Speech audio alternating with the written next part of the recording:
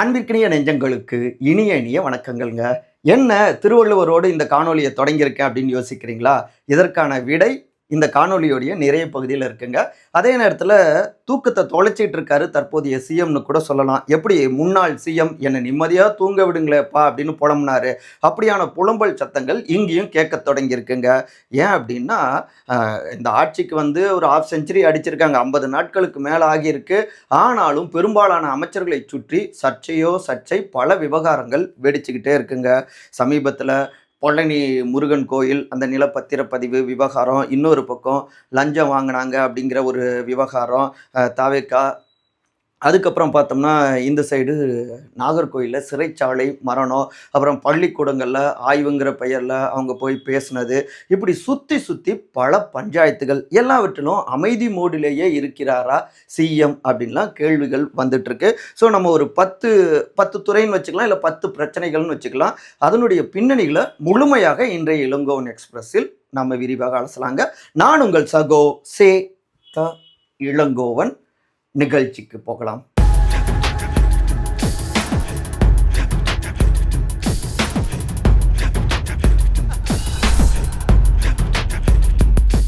நூறு கோடி விவகாரம், சட்டம் ஒழுங்கு சிக்கல்கள், சிறைச்சாலை மரணம், விஜய் அரசாங்கத்தில் ஷாக்கோ ஷாக். நடப்பு நிதியாண்டுக்கான பட்ஜெட் தாக்கல் செய்வது சம்பந்தமான அமைச்சரவை ஆலோசனை கூட்டத்தை முன்னெடுத்திருந்தார் முதலமைச்சர் திரு ஜோசப் விஜய்ங்க.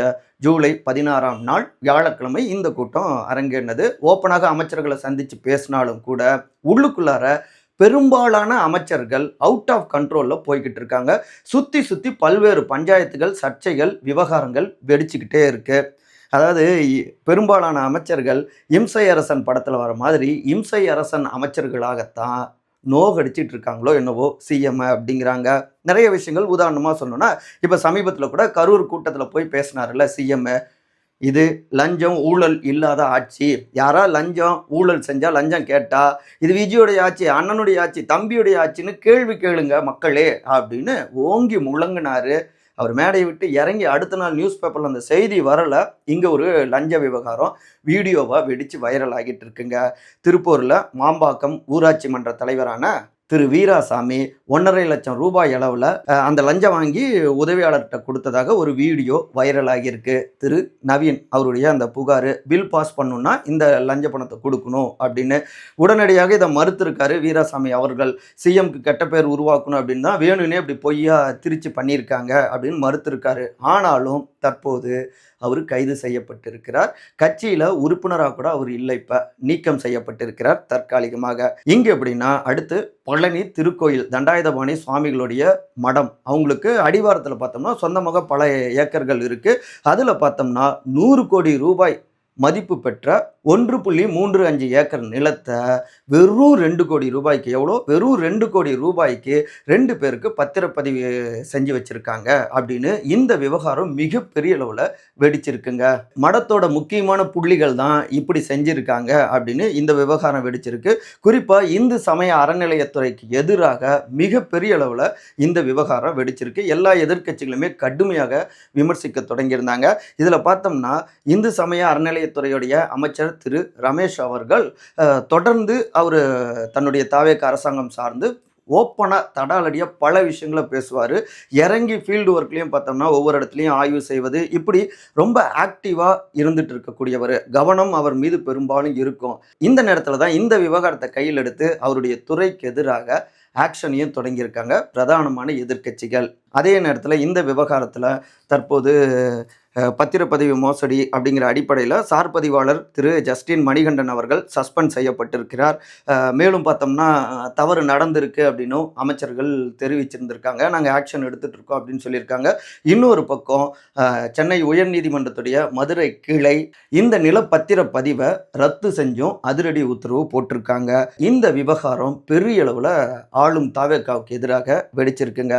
ஆனால் என்ன நடந்திருக்கு அப்படின்னு பார்த்தோம்னா, பழனி கோயிலில் மடத்தோட நிலத்தை தனிநபர்கள் 2 பத்திரப்பதிவு செய்யப்பட்ட விவகாரத்தில் அறநிலையத்துறை அமைச்சரை மையப்படுத்தி இந்த விவகாரத்தில் அவதூறு பரப்புனாங்க சமூக வலைதளங்களில் அப்படின்னு 3 பேர் மீது 3 பிரிவுகளின் கீழே சென்னை சிசிபி போலீஸார் வழக்கு பதிவு செஞ்சுருக்காங்க.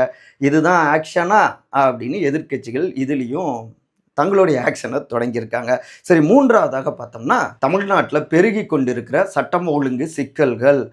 தினந்தோறும் கொலை, கொள்ளை இப்படியான வன்முறை காட்சிகள நம்ம செய்தித்தாள்கள்ல வாசிக்காம இருக்க முடியறதில்ல.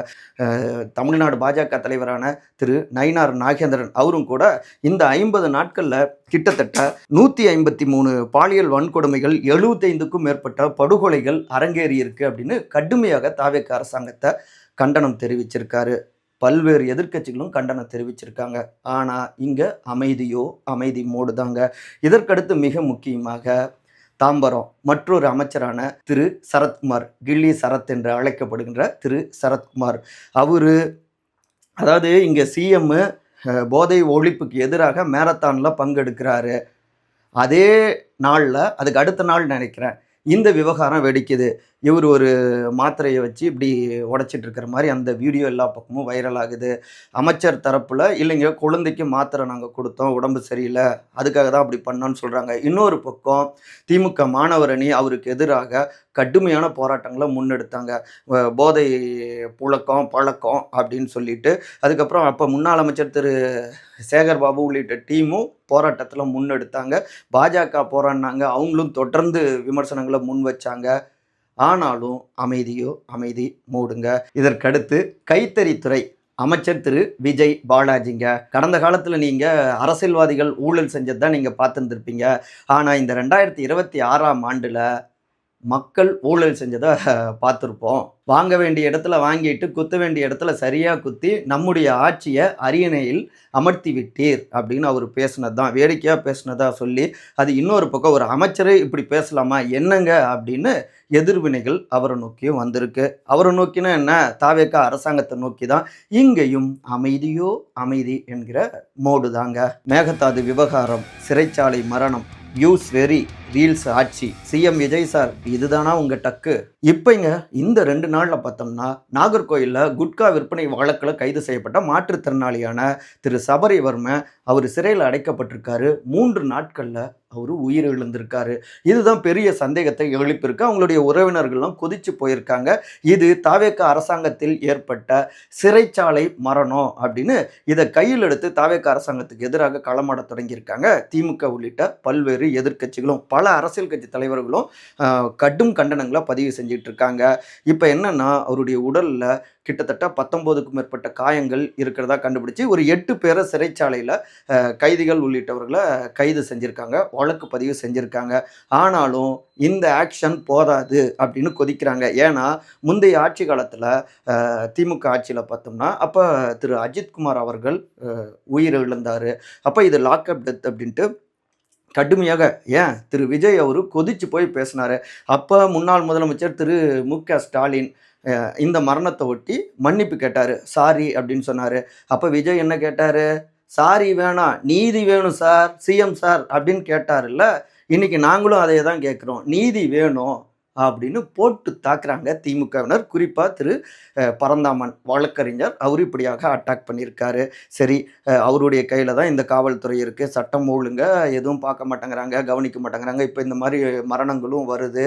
என்னதான் செஞ்சிட்டு இருக்காரு சிஎம்? அவங்களுடைய திரைத்துறை சார்ந்தவங்களை சந்திக்கிறது தான் அவருக்கு பிரதானமான வேலையா? அப்படியான படங்கள் தான் அதிகமாக வந்துட்டு இருக்கு. ஏன் இப்போ ஸ்பாட்டுக்கு போய் பார்க்க வேண்டியது தானே? போன ஆட்சியில் பாதிக்கப்பட்டவங்களுடைய குடும்பத்தினரை நேரில் போய் சந்திச்சாரு அஜித்குமார் அவங்களுடைய குடும்பத்தினர். இப்போ போக வேண்டியது தானே அப்படின்னு எதிர்குரல்கள் வந்துட்டு இருக்கு. இதுக்கு அடுத்து பார்த்தோம்னா தொழில்துறை. தொழில்துறையா தனி வீடியோவே போடலாம். அந்த அளவுக்கு அமைச்சர் கீர்த்தனா அவர்களை சுற்றி எக்கச்சக்கமான ஏதாவது ஒரு விஷயம் வைரல் ஆகிட்டே இருக்கு, சர்ச்சைகளாகிட்டே இருக்கு. தொழில்துறையில் வெளிநாட்டு முதலீடுகளை ஈர்க்க என்ன பண்ணீங்க அப்படின்னு கேட்டால், அதாங்க ரீல்ஸ் போட்டிருக்குல்ல அப்படிங்கிறாங்க. ரீல்ஸ் போட்டு கேட்டால் முதலீடுகள் வந்துருமா அப்படின்னு கேட்குறாங்க. அப்புறம் என்ன பண்ணாங்க, அவங்களுடைய சொந்த மாவட்டத்தில் பள்ளிக்கூடத்தில் போய் அந்த குழந்தைகிட்ட போய் வாட் இஸ் யுவர் ஃபாதர்னு கேட்டு அது எந்த அளவுக்கு வைரலானது. அந்த விஷயத்தில் சிஎம்ஏ ரொம்பவே கொதிச்சு போயிட்டாரு அப்படின்லாம் தகவல்கள் வருது. இப்படிலாம் நீங்கள் போயெல்லாம் பேசாதீங்க, குழந்தைகிட்ட போயிட்டு என்ன அப்படின்னு கண்டித்ததாகவும் தகவல்கள் தகவல்கள் வருதுங்க. அதுக்கப்புறம் தான் அவசர அவசரமாக பள்ளிக்கல்வித்துறையும் பள்ளிக்கூடங்களில் போயிட்டு யாரும் எந்த விழாக்கள் இதெல்லாம் பண்ணக்கூடாது அப்படின்னு ஒரு அறிக்கையும் வெளியிட்டிருந்தாரு. சரி, இன்னொரு பக்கம் பார்த்தோம்னா, அவங்க பிரஸ் கிட்ட பேசுறதும், சிறுமியுடைய ஒரு படுகொலையில அவங்க சிரிச்சுக்கிட்டே பேசினது, ஆனா நான் அந்த டோன்ல பேசல, வேற விஷயம் அப்படின்லாம் அவங்க பேசினது, அவங்கள சுத்தி சுத்தி பல சர்ச்சைகள் வெடிச்சுக்கிட்டே தாங்க இருக்கு. சரி, இவங்க இப்படின்னா, இன்னொரு பக்கம் எடுத்துக்கிட்டோம்னா, போக்குவரத்துறை அமைச்சர் தமிழன் திரு பார்த்திபன் அவர்கள் கிளாம்பாக்கம் பேருந்து நிலையத்தில அவர் அமைச்சரா பொறுப்பேற்ற உடனே, "தம்பி நீங்க நல்லா சாப்பிட்டு வந்திருக்கீங்க, நான் சாப்பிடக்கூட இல்ல" அப்படின்னு அவரு பேசினத நெட்டிசன்கள்லாம் அந்த வீடியோவ போட்டு வறுத்தெடுத்தாங்க. அப்புறம் புதிய பேருந்துகள முதலமைச்சர் தொடங்கி வச்சாரு அப்படிங்கிற அந்த விழாவுக்காக பல ஊர்கள்ல இருந்து இங்க பேருந்துகள் கொண்டு வந்து நிறுத்தி வைக்கப்பட்டது. அதில ஏற்பட்ட செலவுகள் அப்படின்னு பாமகவுடைய தலைவர் திரு அன்புமணி ராமதாஸ் கூட அப்ப கடுமையாக கண்டிச்சாரு. அது மட்டுமாங்க, அடுத்து மேகதாது விவகாரம். அங்க அங்க அணை கட்டக்கூடிய வேலைகள அவங்க ஸ்டார்ட் பண்ணியிருக்காங்க அப்படின்னு சமீபத்தில கூட ஜெயா பிளஸ் தொலைக்காட்சி நிறுவனம் அங்க போய் எக்ஸ்க்ளூசிவா வீடியோலாம் எடுத்துட்டு வந்து வெளியிட்டிருந்தாங்க. நம்மளும் கூட அந்த நேரலையில போயிட்டு நம்மளுடைய பத்திரிக்கையாளரா கருத்துக்கள பதிவு செஞ்சிருந்தோம். அப்ப சட்டத்தை மீறி நீதிமன்றங்களுடைய ஆணையத்துடைய உத்தரவுகள மீறி அவங்க கர்நாடக காங்கிரஸ் அரசாங்கம் வேலைகள தொடங்கியிருக்கிறதா நாம புரிஞ்சுக்கிறோம். சென்ட்ரல் கவர்மெண்ட்டும் கூட அப்படி கட்ட அனுமதிக்க மாட்டோம் அப்படின்லாம் சொல்லியிருக்காங்க. ஒரு அணைய கட்டணும்னாலும் தமிழ்நாட்டு அரசாங்கத்துடைய, அப்புறம் புதுச்சேரி, கேரளா இவங்களுடைய அனுமதிய பெறணும் அப்படின்லாம் சொல்லியிருக்காங்க. எதையுமே அவங்க கேட்ட மாதிரி இல்ல. ஆனா இந்த விஷயத்திலும் கரூர் கூட்டத்தில மட்டும் நாங்க விட்டு தர மாட்டோம் உரிமைகள அப்படின்லாம் பேசுறாரு சிஎம். ஆனா துறை ரீதியிலான அமைச்சர் தீவிரமாக ஆக்ஷன்ல இறங்குனாரா அப்படின்னா பெருசா இல்லைங்க. சமீபத்தில கூட திரு ஆனந்த் அவர்கள் அமைச்சர சந்திச்சாரு. திரு அன்புமணி ராமதாஸ் சில விஷயங்கள பேசினாரு அப்படிங்கிறாங்க. ஆனாலும் மேகதாது விவகாரம் இங்க கூடுதல் கொதிநிலைய உருவாக்கிட்டு இருக்கு. அங்க அணை கட்டப்பட்டால் ஒட்டுமொத்தமான தமிழ்நாட்டிலும் மிகப்பெரிய அளவுல பஞ்சம் ஏற்பட வாய்ப்புகள் இருக்கு அப்படின்னு எச்சரிக்கிறாங்க. இயற்கை சூழலுக்குமே இது ஆபத்து தாங்க. ஆனா கூட்டணியில இருக்கிறதால காங்கிரஸ் அரசாங்கத்துக்கிட்ட மென்மையான போக்க கையாளுறாங்களா தாவேக அரசாங்கம் அப்படின்னு விமர்சனங்கள் வருது. இதை தொடர்ந்து பார்த்தோம்னா பள்ளி கல்வித்துறை, அதாவது அரசு பள்ளிக்கூடங்களை இவங்க என்ன நினைச்சுக்கிறாங்கன்னா, பெரும்பாலான அமைச்சர்கள் தாவேகாவினர் போய் அங்க போயிட்டு சிஎம் உடைய பிறந்தநாள் விழா நாங்க நடத்துறோம் அப்படின்னு கேக் வெட்டுறது, அதை ரீல்ஸா வெளியிடுறது, அப்புறம் சிஎம் இங்க பேசிட்டு இருக்கிறப்ப இன்னொரு பக்கம் பள்ளிக்கூடத்திலேயே அந்த வீடியோவை போடுறது, லைவை போடுறது, இதெல்லாம் பள்ளிக்கூடத்துல நடக்கணுமா? சொல்லுங்க பார்ப்போம். துறை ரீதியிலான உயர்கல்வித்துறை அமைச்சரான காங்கிரஸ் கட்சி திரு விஸ்வநாதன், அவரு அங்க போயி டான்ஸ் ஆடிக்கிட்டு இருக்காரு மாணவ செல்வங்களுக்கு முன்னாடி. அதுவும் அந்த பாட்டு என்ன அப்படின்னு தெரியும். இதெல்லாம் தான் பள்ளிக்கல்வித்துறை, உயர்கல்வித்துறையில நடக்கக்கூடிய மக்கள் சார்ந்த நிகழ்ச்சிகளா? சொல்லுங்க பார்ப்போம். இப்படியா ஒரு அமைச்சர் செயல்படணும் அப்படின்னு எதிர்வினைகள் வந்த வண்ணம் இருக்கு. ரீல்ஸ் போடக்கூடாது, அதுக்கப்புறம் அனுமதி இல்லாம அங்க போக்கூடாது அப்படின்லாம் பள்ளிக்கல்வித்துறை அமைச்சர் திரு ராஜ்மோகன் அவரு ஒரு அறிக்கையை வெளியிட்டாரு. ஆனாலும் அங்கேயும் கூட பார்த்தோம்னா பல விஷயங்கள் இப்ப கூட ஜூனியர் விகடன் இதழ்ல எழுதியிருக்காங்க. பள்ளிக்கல்வித்துறை சம்பந்தமாக அதில் பட்டதாரி உடற்கல்வி ஆசிரியர் கழக பொதுச் செயலாளர் திரு பன்னீர்செல்வம் அவர்கள் 250 பள்ளி மாணவர்களுக்கு ஒரு உடற்கல்வி ஆசிரியரை நியமிக்கணும் உத்தரவு அமலில் இருந்தது. ஆனால் புதுசாக பதவியேற்ற தாவேக அரசாங்கம் 700 மாணவர்களுக்கு ஒரு உடற்கல்வி ஆசிரியரை நியமிக்கக்கூடிய அந்த திமுகவுடைய அரசாணைக்கு உயிர் கொடுத்து வரதை ஒட்டுமொத்தமான உடற்கல்வி ஆசிரியர்களும் நாங்கள் எதிர்க்கிறோம் அப்படின்னு அவர் தெரிவிச்சிருக்காரு. இது மாதிரி பல பிரச்சனைகள் பள்ளிக்கல்வித்துறையை சுற்றி இருக்குது அப்படிங்கிறாங்க. அதில் ராஜ்மோகன் அவர்கள் விளக்கம் கொடுத்துருக்காரு. அவசியமற்ற ஆய்வுகளை தவிர்க்கணும் அப்படின்லாம் நான் உத்தரவிட்டிருக்கேன். பள்ளியில் கட்சி நிகழ்ச்சி ஒளிபரப்பியதற்காக 2 தலைமை ஆசிரியர்களையும் நான் சஸ்பெண்ட் பண்ணியிருக்கேன். அப்புறம் உடற்கல்வி ஆசிரியர்கள் இல்லாத பள்ளிகளுக்கும் ஆசிரியர்களை நியமிக்கக்கூடிய வகையில் தான் 700 மாணவர்களுக்கு ஒருவர் அப்படிங்கிற விகிதத்தில் முதற்கட்டமாக நாங்கள் உடற்கல்வி ஆசிரியர் பணியிடங்கள் ஒதுக்கீடு செய்யப்பட்டிருக்கின்றன அப்படின்னு சொல்கிறாரு. மற்றபடி என் மீது கூறப்படும் அனைத்து குற்றச்சாட்டுகளும் சரியானவை அல்ல அப்படின்னும் அவர் விளக்கம் கொடுத்துருக்காரு. ஆனாலும் அவருக்கு பல்வேறு சுமைகளும் இருக்குது. அதாவது எந்தெந்த துறை பார்த்துட்டு இருக்காரு, தமிழ் வளர்ச்சித்துறை, செய்தி மற்றும் விளம்பரத்துறை, அதோடு பள்ளிக்கல்வித்துறையும் கொடுத்துருக்காங்க. பள்ளிக்கல்வித்துறைங்கிறது மிக முக்கியமானது. அப்போ கூடுதல் சுமையை அவங்க மேலே ஏற்றக்கூடாது. அது மட்டுமாங்க, முதலமைச்சருடைய விழாக்களை நிகழ்ச்சிகளை தொகுத்து வழங்குவது, அந்த நேரத்தில் அவரை ஆஹா ஓஹோன்னு புகழ்வது, பாராட்டு பத்திரம் வாசிக்கிறது, எவ்வளோ வேலைகள் இருக்குது பள்ளிக்கல்வித்துறை அமைச்சருக்கு. அப்படி இருக்கிறப்ப பள்ளிக்கல்வித்துறையை எந்த அளவுக்கு கவனிக்க முடியும் அப்படின்னும் நம்ம கேட்கலாங்க. இப்படி சுற்றி சுற்றி பல பிரச்சனைகள். அதன் தொடர்ச்சியாக எல்லாவற்றுக்கும் மேலே குதிரை பேர அந்த விவகாரம். எம்எல்ஏக்கள் அதிமுகலேருந்து ராஜினாமா செஞ்சுட்டு இந்த பக்கம் வர்றது, அந்த தனிப்பெரும்பான்மைக்கான எம்எல்ஏக்களை பெறுவதற்கு தீவிர முயற்சி காட்டுவது. இவங்க கூட்டணியிலேயே இருக்கக்கூடிய கட்சிகளுமே கடுமையான விமர்சனங்களை முன் வச்சிட்டு இருக்காங்க. இன்னொரு பக்கம் மிக முக்கியமான அமைச்சரான திரு ஆதவ் அர்ஜுனா, அவருடைய பேச்சுகளும் பல சமயம் விமர்சனத்துக்கும் ஆளாகி கொண்டு இருக்கு. வெறும் டிஎம்கே அட்டாக் மட்டும்தான் இருக்கு, ஆக்கப்பூர்வமான விஷயங்கள்ல இல்லை அப்படின்லாம் சொல்றாங்க. சமீபத்தில் அவர் தினந்தோறும் உடற்கல்வி வகுப்புகள் இருக்கும் அப்படின்னு, அதுக்கு நாங்கள் முயற்சி செய்வோம் அப்படின்னு சொல்லியிருக்காரு. அது ஒன்று பாசிட்டிவாக பார்க்கலாங்க. இப்படி எல்லா பக்கமும் இருந்தும் சர்ச்சைகளும் பஞ்சாயத்துகளும் வெடிச்சுக்கிட்டே இருக்குது. சிஎம்மை பொறுத்த வரைக்கும் காலையில் 9 மணிக்கு வந்துட்டு மாலை 6 மணிக்கு போயிடணும். அப்படி அது அவர் ஒரு ஸ்டாஃப் கிடையாது. அவர் 24 மணி நேரமும் வாரத்துடைய 7 நாட்களும் உழைக்க வேண்டியவர். நம்ம தமிழ்நாட்டுடைய முதல் குடிமகன் அப்படின்னும் சொல்லலாங்க. ஸோ அவர்கிட்ட இந்த அமைதி வேணாம், ஆக்ஷன் வேணும் அப்படின்னும் எதிர்பார்ப்புகள் இருக்குது. தாவேக்கா சைட்லேருந்து வரக்கூடிய தகவல்கள் என்ன அப்படின்னா, சில அமைச்சர்கள் பிரச்சனைகளை ஏற்படுத்திட்டு தான் இருக்காங்க, ஏதாவது பேசிட்டு தான் இருக்காங்க. இப்போ இந்த இடைத்தேர்தல்லாம் முடிஞ்சாலோ இல்லை கூடிய விரைவில் ஒரு 5 அமைச்சர்கள் துறை ரீதியாக மாற்றப்படலாம், கொஞ்சம் வெயிட் பண்ணிட்டு இருக்காங்க அப்படின்னும் தகவல்கள் வருதுங்க. ஆக மொத்தத்தில் இம்சை அரசன் படம் பார்த்துருப்போம்ல, வடிவேலு அவர்கள் நடித்த அந்த புலிகேசி படம், அந்த மாதிரி தான் பெரும்பாலான அமைச்சர்கள் முதலமைச்சரை தூங்க விடாமல் பண்ணிக்கிட்டு இருக்காங்க. உடனே எல்லாவற்றையும் சரி செய்து அவருடைய ஒரு மாற்றம்னு சொல்கிறாருல்ல, உண்மையான மாற்றத்துக்காக முதல்ல செயல்படணும். சரி, தொடக்கத்தில் நான் சொன்னேன்ல திருக்குறள் அப்படின்னு, இருங்க இந்த புக்கை காட்டுறதோட இன்னொரு புக்கு, ஒரு முக்கியமான குறள், தெரிதலும் தேர்ந்து செயலும் ஒருதலையாய்ச் சொல்லலும் வல்லது அமைச்சு. 634வது திருக்குறளுங்க இது. இது பொருளை மற்றவங்க எழுதுனதை சொன்னால் கூட ஏதாவது நினைப்பாங்க. அதனால் பார்த்துருந்துருப்பீங்க யாருன்னு, திரு வைகை செல்வன். இப்போ தான் உங்கள் கட்சியில் சேர்ந்தார், முன்னாள் அமைச்சர்.